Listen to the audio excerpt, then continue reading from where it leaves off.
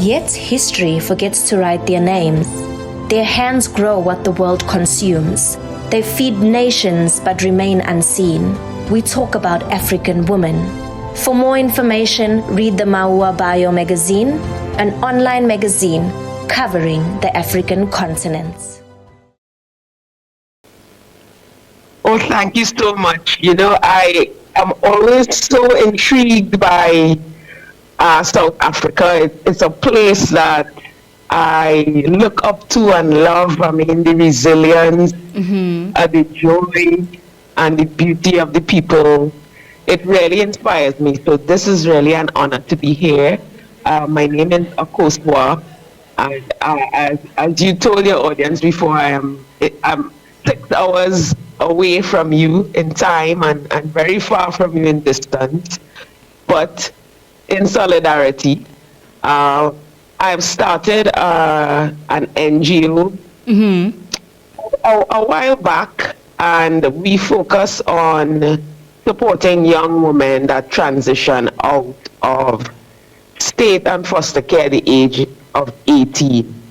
A lot of times, these young women, they don't have any support. I mean, sometimes they just leave the facilities with the clothes on their back and going out into society as a young woman with no support. We know how that can turn out. And so our role really is to be their village, to be their support, to show them that they have a safe space, and to show them that they are loved, they are whole, they don't have to. They're not alone. They're not alone, exactly. They don't have to bargain for their worthiness despite being alone. And we do that in a way that shows them that life is not against them. Very simply, we provide housing, provide opportunities for education and jobs, and most importantly, we show them that they are still teenagers, so have some fun, learn about yourself, learn about others, and show up in the world as yourself. Ms. Dardaine, the Nina Young Women's Leadership Program, or rather the foundation that you started, you know, for a whole lot of people to begin or to indulge into starting something like this, it's because, you know, you have been intrigued somehow, or, you know, you've been there, done that, and you're like, okay, not on my watch, not anymore.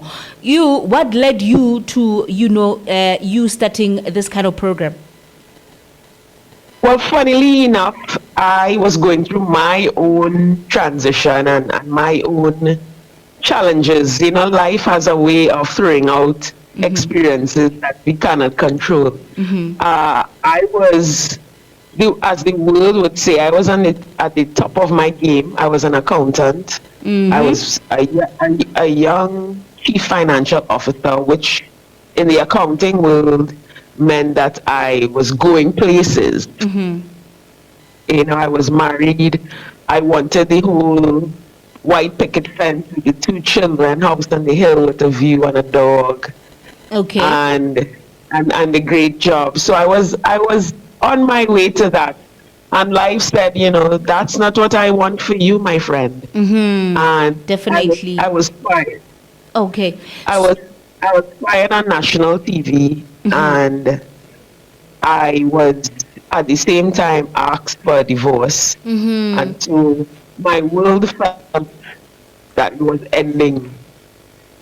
And I said, you know what do I do now? Like, what is the purpose of life if my formula doesn't work anymore? You know, and so I sat down.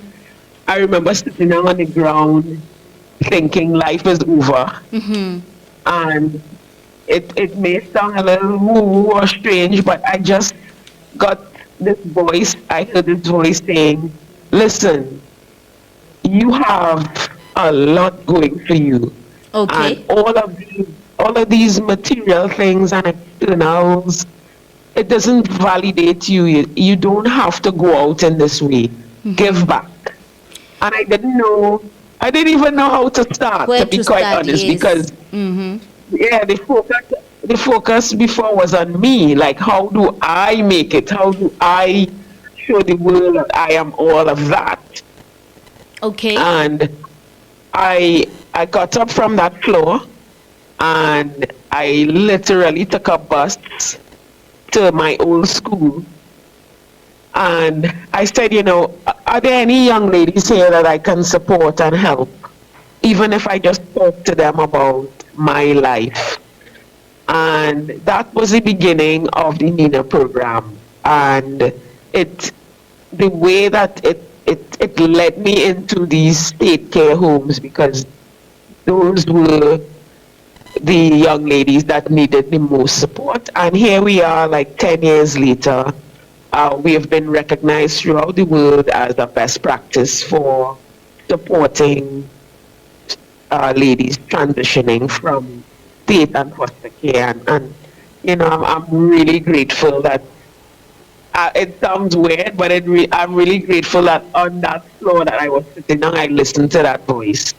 Now that we're talking about something that has been ongoing for like a decade now, what are some of your greatest achievements? And also, while we are at it, since you're in the US, do you take ladies right around where you are only, or it's open for any lady who can be of interest from anywhere? Like, how does it work?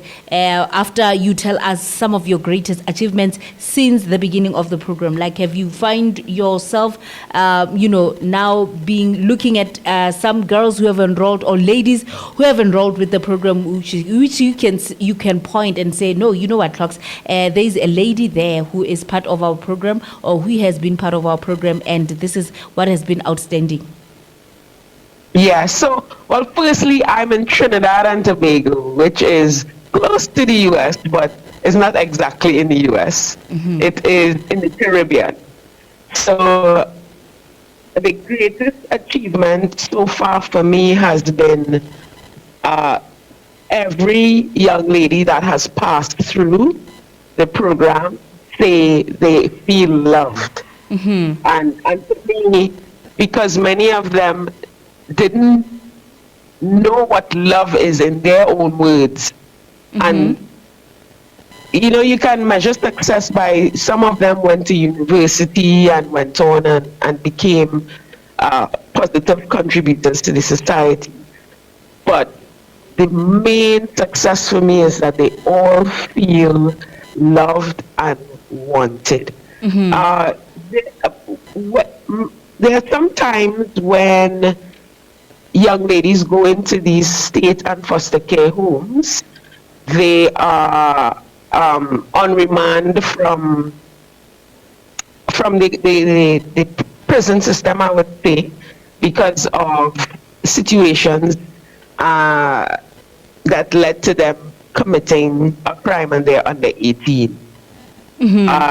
So for me, one of the greatest successes was, there was a young lady who, she got caught up in these nefarious activities, and she was at the state home, and they thought, that was the end of the road for her. She would never turn around. And today, she is now a productive citizen. She works in the oil and gas sector. Mm-hmm. As a safety officer. She's self-regulated, she contributes to society, and she gives back as well. Mm-hmm. And for us, seeing that change, that was one of our greatest success stories. And we really lift her up in everything that we do. The other success story that we've had is, we've been invited to be part of the global Me Too movement. And I don't know if you've heard of the global Me Too movement that has been changing and transforming lives of women who have been under GBV throughout the world. We've been invited to be a part of that and share our method. And so that has been a growing and a glowing light for us, because here we are just, organically growing in this part of the world. Yeah.